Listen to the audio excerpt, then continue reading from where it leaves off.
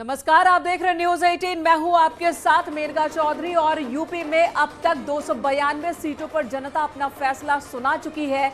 छठे चरण में 57 सीटों पर मतदान जारी है, जबकि अंतिम चरण में 54 सीटों पर संग्राम भारी है। वहां के लिए चुनाव जोर शोर से सभी राजनीतिक दल कर रहे हैं। सियासी दलों ने पूरी ताकत लगा दी है। मतलब वो कहते हैं ना कि अंत भला तो सब भला, और ऐसे में कोई भी सियासी दल अंतिम चरण पर कोई कोर कसर नहीं छोड़ना चाहता। अंतिम चरण की तैयारी में सियासी दलों ने अपनी अपनी सियासी ताकत का पूरा दमखम दिखाया। पूर्वांचल के 2 जिलों यानी कि जौनपुर और वाराणसी से वोटरों को साधने के लिए सियासी घेराबंदी की गई है। एक तरफ अखिलेश यादव हैं, प्रधानमंत्री नरेंद्र मोदी के गढ़ वाराणसी में डेरा डाल रखा है उन्होंने, तो दूसरी तरफ प्रधानमंत्री मोदी ने जौनपुर की धरती से परिवारवाद के बहाने अखिलेश यादव पर निशाना साधा, उन्हें घेरने की कोशिश की है। और इन्हीं आरोपों प्रत्यारोपों के बीच पूछेंगे इस बार किसकी सरकार। जी हां, क्योंकि अब ये लड़ाई आखिरी चरण में पहुंच गई है, तो अब ये सवाल और ज्यादा बड़ा कि इस बार किसकी सरकार, किसके दावे और वादों पर जनता करेगी भरोसा और किसको कराएगी इंतजार। इस रिपोर्ट को देखिए और उसके बाद इसी मसले पर होगी बात।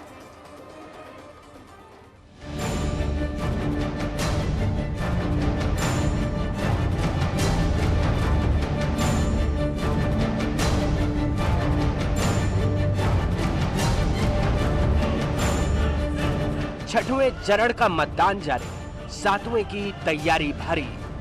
जौनपुर के मित्र बड़ी किस्मत वालों को ही मिलते हैं। उनकी संवेदना उन भ्रष्टाचारियों के प्रति है जो भ्रष्टाचारी गरीब का राशन हड़प जाते थे, विकास के कार्यों में डकैती डालने का कार्य करते थे।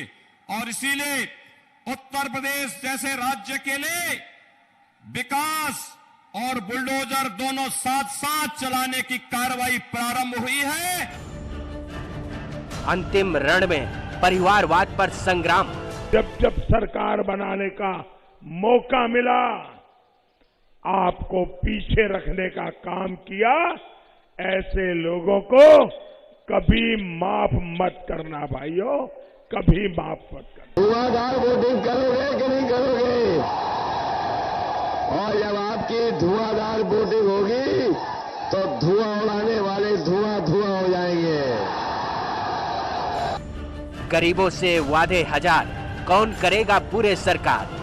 भाजपा का नेतृत्व आपके सामने है, ईमानदार, सक्षम और गरीबों के लिए संवेदनशील। पहले ये राशन दे रहे थे नवंबर तक, अब दे रहे हैं मार्च तक, और ये जानते हैं मार्च में सरकार बनेगी नहीं। इसलिए हम अपने गरीबों को कह के जा रहे हैं। पूर्वांचल के गढ़ में परिवारवाद पर जंग। और इन्हीं मुद्दों पर बात करने के लिए हमारे साथ खास मेहमान जुड़ चुके हैं। हमारे साथ शरद त्रिवेदी जी हैं, प्रवक्ता है बीजेपी के। स्वागत है शरद जी आपका न्यूज 18 पर। भुवन जोशी हैं, नेता समाजवादी पार्टी, और मनोज रघुवंशी जी हैं, वरिष्ठ पत्रकार। आप सभी का स्वागत है। शरद त्रिवेदी जी, सबसे पहले आपके पास आती हूँ। अब तो आखिरी चरण में लड़ाई पहुंच गई है, छठे चरण की वोटिंग चल रही है। मतदान के लिए आप बार बार अपील कर रहे हैं कि वोट परसेंटेज थोड़ी बढ़े, लेकिन नॉर्मल से भी कम। बाकी के 4-5 चरणों में हमने देखा, छठे चरण में भी बहुत ज्यादा वोटिंग होती नहीं दिख रही। कोई चिंता इससे आपको या नहीं? मेनका जी, ये वोट कम पड़े या ज्यादा पड़े, हमारे वोट ज्यादा पड़ रहे हैं, इतना हमको मालूम है। और उसी के बलबूते पे हम कह रहे हैं कि चुनाव में जीत हमारी होगी, सरकार हमारी बनेगी। जिन लोगों ने 70 साल बिजली, सड़क, पानी, रोटी, कपड़ा और मकान पे देश को बेचा है, ये 6 के 6 मुद्दे भाजपा ने सिर्फ अपने 4 साल में खत्म कर दिए हैं, जिनमें से 2 साल तो वायरस था। तो तकरीबन 2 से 2.5 साल के बीच में हम लोगों ने ये हासिल करके दिखाया है। दंगे खत्म हो गए उत्तर प्रदेश से, विकास शुरू हो गया उत्तर प्रदेश में। जो मकान, बिजली, पानी और गैस जो है, जो जिसके लिए लोग 70 साल इंतजार कर रहे थे, वो 4 साल में हमने दे दी है। और ये निरंतर विकास की गति ना रुके।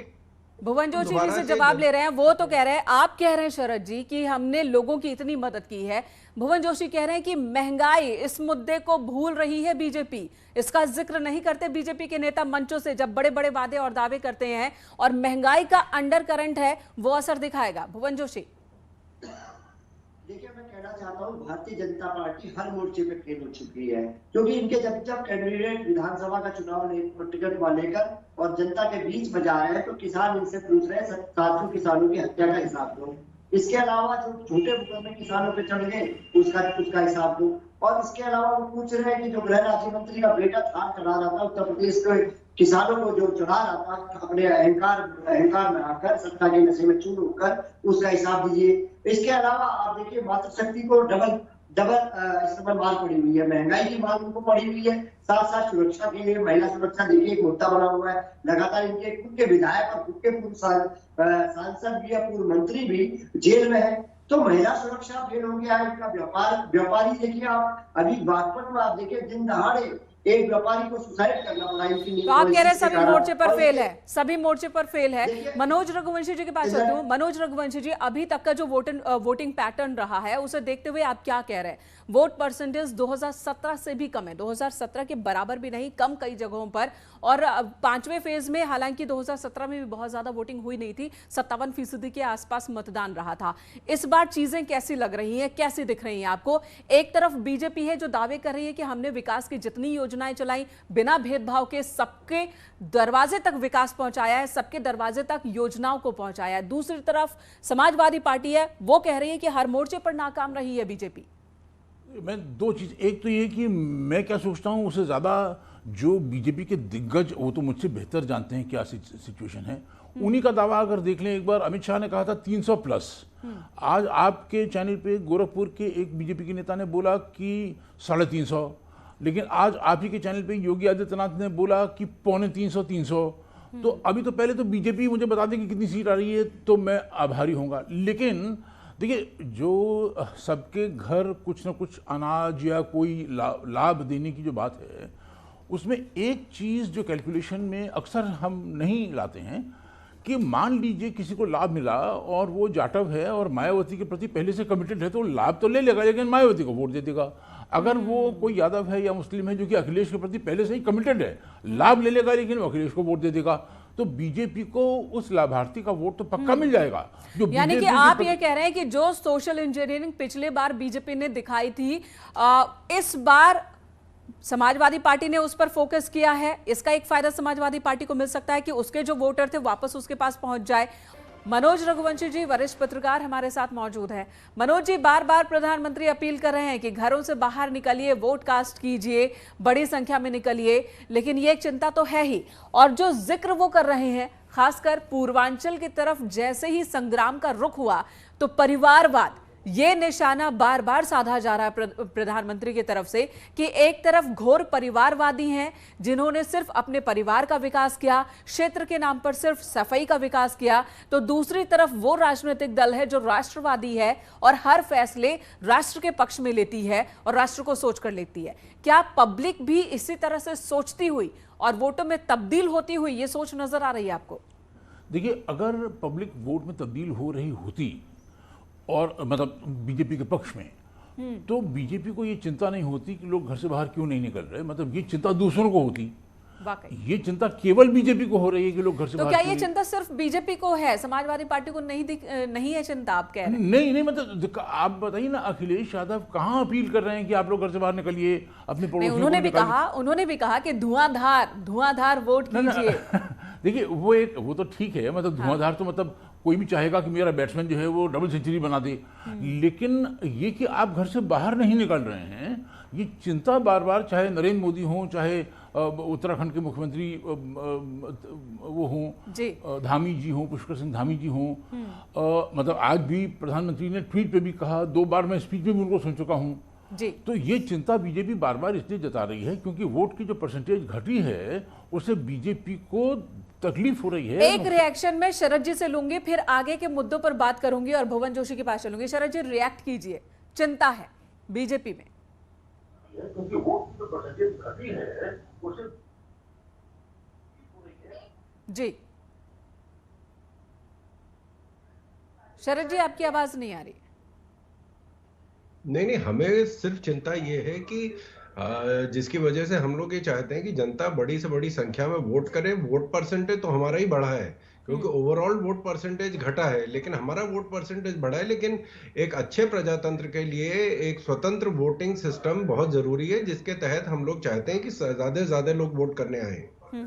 अच्छा, मतदान किस पर हो रहा है? एक तरफ योजनाओं को गिना रही है आपकी पार्टी, आपके जो बड़े बड़े नेता हैं वो मंचों से उज्ज्वला योजना को गिना रहे हैं, प्रधानमंत्री आवास योजना को गिना रहे हैं, और दूसरी तरफ फिर वो दंगेश और उस तरह के शब्द भी सुनाई देते हैं। किस पर वोटिंग हो रही है?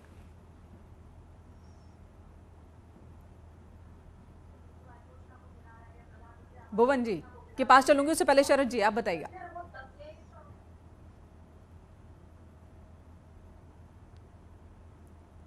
वोटिंग सिर्फ हम जो मांग रहे हैं वो विकास पे मांग रहे हैं। जाति, धर्म, संप्रदाय, संस्कृति, इससे हमारा कोई लेना देना नहीं है। हम वोट सिर्फ विकास पे मांग रहे हैं और परिवारवाद के खिलाफ और दंगों के खिलाफ वोट मांग रहे हैं। और यही हम लोग बार बार कह रहे हैं, जिसकी वजह से वोट परसेंटेज जो है वो जो गुंडे बदमाश है उनको आपने देखा कि वो लोग एकदम से कूदना शुरू कर दिया, उन्हें उम्मीद जागी कि ठीक है। एक रिएक्शन भुवन जोशी से। भुवन जोशी, आपको क्या लग रहा है? 1 बजे तक 42 कंप्लेन ईवीएम को लेकर समाजवादी पार्टी की तरफ से हो चुकी है। आखिर इतनी शिकायत ईवीएम को लेकर क्यों है? अभी तो मतदान चल ही रहा है।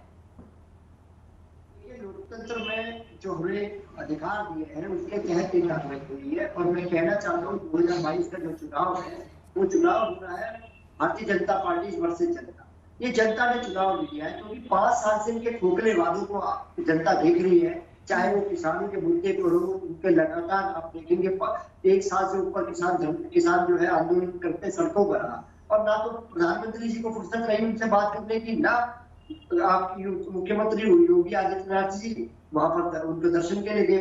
तो ये लगा, और लगातार उसके बाद 700 किसानों की हत्या इनके द्वारा हो गई, और उसके बाद उनके फर्जी मुकदमे हो गए, और लगातार आप ये देखिए कोरोना काल में मजदूरों को सड़कों पे छोड़ दिया गया, और गंगा में बहती लाशों को अभी भी उत्तर प्रदेश भूला नहीं है। व्यापारी की सरेआम हत्या हो गई, आप देखिए गोरखपुर में, और अभी लाइव बांटनों में व्यापारी हत्या कर देता है इनके जीएसटी में जैसे कानून और अन्य इनकी नीतियों के कारण। तो लगा यहाँ की मातृशक्ति का हाल ये है कि मातृशक्ति तो डबल बार जीत। लेकिन वो जो कहते हैं उसका भी तो जवाब नहीं है। वो बार बार प्रधानमंत्री बार बार कह रहे हैं कि परिवारवादी एक तरफ है और दूसरी तरफ राष्ट्रवादी है। परिवारवादी वो जिनके लिए सिर्फ सैफई, जिनके लिए यादव समाज बस वही। और 2017 में देखा इन बातों का असर हुआ, तो 2022 में इन बातों का असर नहीं होगा। इसका क्या भरोसा है आपको? क्यों? आधार क्या है इसके पीछे का?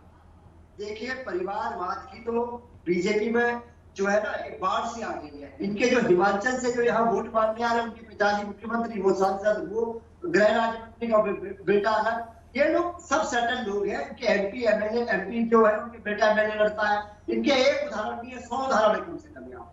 तो ये बातें खाली खोखली बात है, इनकी कथनी और करनी में अंतर है। ये बहुत अजीब सी बात है। ये बहुत अजीब सी बात है। मनोज रघुवंशी जी, आखिरी कमेंट आपसे चाहूंगी। हम इस बार देख रहे हैं कि जब भी कोई सवाल समाजवादी पार्टी के सामने रखिए या कोई आरोप बीजेपी की तरफ से लगाया जाता है तो समाजवादी पार्टी एक शब्द का इस्तेमाल करती है, झूठ। कि बीजेपी के तमाम नेता झूठ बोलते हैं, जो जितना बड़ा नेता उतना बड़ा झूठ। तो ये कौन सी स्ट्रैटेजी है? ये स्ट्रैटेजी काम करेगी क्या? देखिए, अब एक दूसरे के ऊपर वो उसी हथियार से अटैक कर सकते हैं जो उनके हाथ में है, और हर एक का अपना अपना स्पेशलाइजेशन होता है। अर्जुन तीर चलाने में माहिर है तो युधिष्ठिर भाला चलाने में माहिर है, और भीम गदा चलाने में माहिर है। तो हर आदमी अपने अपने हथियार। अब उनको जो सबसे वीक पॉइंट मिला बीजेपी का, उन्होंने उस पर अटैक कर दिया। बीजेपी को उनका सबसे वीक पॉइंट मिला, उन्होंने उस पर अटैक कर दिया। लेकिन सच्ची बात यह है कि लोगों ने जो मन बनाया है, उन लोगों ने अपनी हालत देख के मन बनाया है। लोग चाहे उनको जो भी दुख है, मतलब महंगाई है, बेरोजगारी है, जो उनकी तकलीफें हैं, उनको लेके लोगों ने अपना जो भी मन बनाया है वो बनाया है। वो ना इनकी बात में आ रहे हैं ना उनकी बात में आ रहे हैं। उनको आप कह रहे हैं कि किसी की बात नहीं सुन रही पब्लिक। जो मतदाता है उन्होंने अपना मन बना लिया है। उनको ना बीजेपी की रैलियों की बातें, मंच से जो बातें कही जा रही, दावेवादी की जा रहे, ना उन पर एतबार है, ना अखिलेश यादव की बातों पर कोई भरोसा। आप ये कह रहे हैं? जी जी जी बिल्कुल। मतलब देखिए, लोग जब मन बना लेते हैं। भुवन जोशी जी कुछ कहना चाह रहे हैं, रिएक्ट कीजिए। भुवन जोशी जी, चाहता हूँ कि कथनी और करनी में क्या अंतर है। जब जब ये लोगों से वोट मांगने जा रहे हैं तो वो इनसे कह रहे हैं कि पहले आप 2 करोड़ नौकरी लाके आइए। आपने कहा था कि 2 करोड़ नौकरी देंगे, वो ये दे नहीं पाए। इसके बाद कहा था कि 15 लाख आपके अकाउंट में आए, वो अभी तक नहीं आ पाए। इसके अलावा इन्होंने कहा था किसान की आय दुगनी, और किसान आत्महत्या कर रहा है। तो आप और पता है कि चुनाव के बाद इनके गृह मंत्री या अन्य कोई नेता आके कह देगा वो तो जुमला था, तो इन पे इसीलिए तो लोग विश्वास नहीं कर रहे हैं, इसीलिए इनका खदेड़ा हो रहा है जब ये वोट मांगने जी। तो खदेड़ा हो रहा और खेला होगा, ये समाजवादी पार्टी कह रही है। शरद जी ये बताइए कि अगर इतना ही काम किया तो आपके विधायक जब लोगों के बीच जा रहे हैं तो उठक बैठक करना पड़ रहा है, उन्हें तेल मालिश करनी पड़ रही है, इसकी नौबत क्यों आ गई है, जबकि कितनों के टिकट तो आपने काट दिए।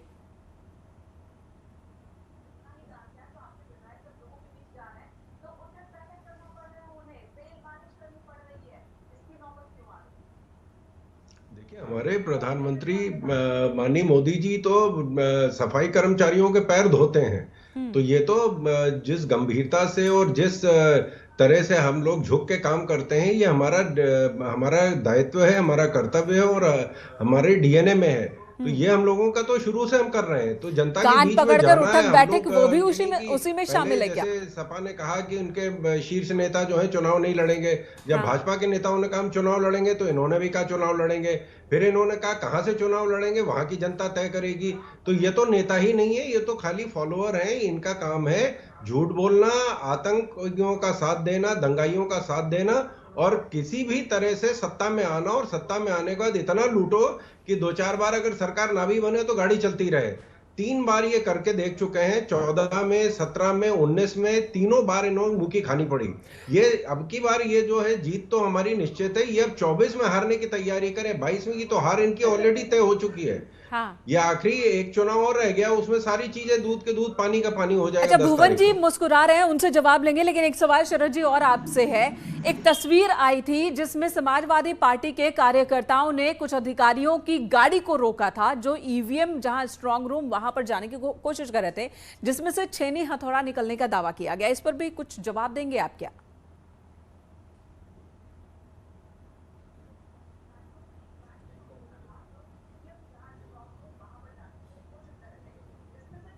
शरद जी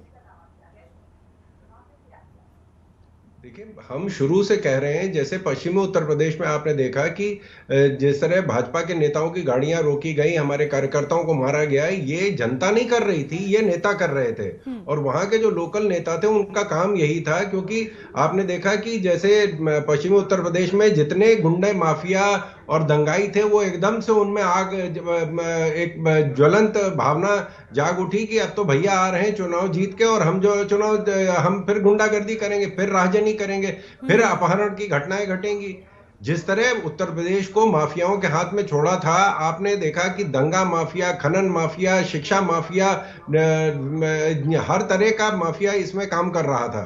जिस तरह डीएसपी को उत्तर प्रदेश में गोली मारी गई, जिस तरह पुलिस वाले डरते थे, ये अकेला प्रदेश है जहां पुलिस डरती थी नेता से और जनता डरती थी पुलिस से। ठीक है, सारी बातें हो गई, सारे जो शब्द एक से बढ़कर एक शब्दों का इस्तेमाल हुआ इस चुनाव के दौरान हमने देखा। और अब जो ये महासंग्राम है आखिरी दौर में है, आखिरी पड़ाव पर है, पूर्वांचल की लड़ाई चल रही है। पूर्वांचल बेहद खास, पूरे उत्तर प्रदेश की 33% सीट पूर्वांचल में, और कहते हैं कि जिसने पूर्वांचल फतेह कर लिया वो उत्तर प्रदेश पर तो कब्जा जमाएगा ही जमाएगा, दिल्ली की गद्दी पर भी उसकी मजबूत दावेदारी हो जाती है। मनोज रघुवंशी जी, आखिरी कमेंट आपसे चाहूंगी।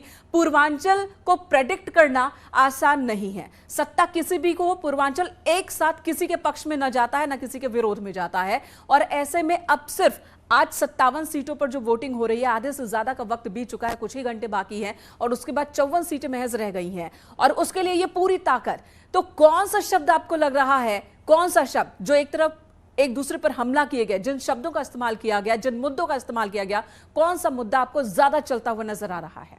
देखिए, जो लोग अपनी जो बस एक बीच में आपके जब कॉरेस्पोंडेंट्स बाइट लेते हैं तो जो वो अपने मन की बात कह देते हैं, एक बोलते हैं विकास, जिसका कि हम इंटरप्रिटेशन नहीं कर सकते। विकास का मतलब क्या कि योगी ने विकास किया कि अखिलेश आएंगे तो विकास करेंगे। लेकिन जो ये बोलते हैं कि हम बेरोजगारी और महंगाई के खिलाफ वोट दे रहे हैं या ऊपर वोट दे रहे हैं, उसके ऊपर वोट दे रहे हैं, इसका मतलब ये है कि वो सरकार के खिलाफ वोट दे रहे हैं, मतलब बीजेपी के खिलाफ वोट दे रहे हैं। ये इकलौता इंटरप्रिटेशन है जो कि बिल्कुल साफ है। दूसरा ये है कि जो परसेंटेज घटी है वो बीजेपी के लिए नुकसानदेह है, इसमें कोई, मेरे मन में कोई शंका नहीं है। ठीक है, तो आपके मन में शंका नहीं है, बीजेपी के लिए चिंता की बात आप बता रहे हैं अगर वोट परसेंटेज कम हो रहा है तो, और ये मनोज रघुवंशी जी का कहना है। आगे नजर रखेंगे पूरे चुनाव पर। न्यूज 18 की महा कवरेज लगातार जारी है। आप तीनों का ही धन्यवाद इस वक्त बात करने के लिए। छठे चरण की 57 सीटों पर वोटिंग चल रही है, मतदान चल रहा है, और अगर दोपहर 1 बजे तक की बात करें तो ये लगभग 50-53% के आसपास वोटिंग पहुंचती हुई नजर आ रही है। लेकिन आगे क्या होगा, आंकड़ा कितने परसेंटेज वोटिंग यहां पर होती है, उसके क्या मायने होंगे, उस पर भी हमारी निगाह बनी होगी, उसकी भी जानकारी आपको देते रहेंगे। एक छोटे से ब्रेक के लिए रुकते हैं, खबरों का सिलसिला जारी है।